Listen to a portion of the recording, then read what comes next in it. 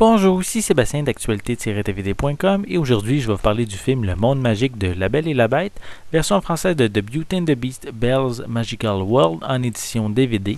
C'est un film distribué par Walt Disney et sorti en magasin le 22 novembre 2011. Comme il était difficile pour Belle à une époque où elle n'était pas encore amoureuse de la bête de vivre avec un tel personnage, sa toute-puissance sur les êtres qui l'entouraient et ses mauvaises habitudes prises au fil des ans faisaient de lui un individu quasi haïssable. Les 4 histoires que compose le monde magique de La Belle et la Bête se déroulent toutes durant sa période de captivité, à cette époque charnière où tous deux tentaient de s'apprivoiser, tant bien que mal, tout en restant campés sur ses positions. Considéré comme le 3e film de la série, Le Monde magique de La Belle et la Bête est en fait un regroupement de 3 épisodes d'une série télé qui a été annulée vers la fin des années 90, en plus d'une histoire supplémentaire créée au début des années 2000.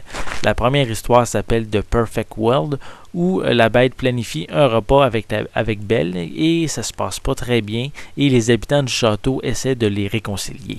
Dans la seconde histoire, Fifi's Folly, Belle essaie de planifier la soirée entre Fifi et Lumière pour leur 5e anniversaire de leur première rencontre. Pour la 3e histoire, Mrs. Potts Party, c'est Mademoiselle Pot qui est triste depuis plusieurs semaines et Belle ainsi que les habitants du château essaient de lui organiser une fête surprise pour lui remonter le moral. Et la dernière histoire, Broken Wing, et l'histoire se passe que c'est Belle qui essaie de soigner un oiseau dont une de ses ailes est blessée sans que la bête le sache parce que lui il aime absolument pas les oiseaux, mais il va finir par le découvrir.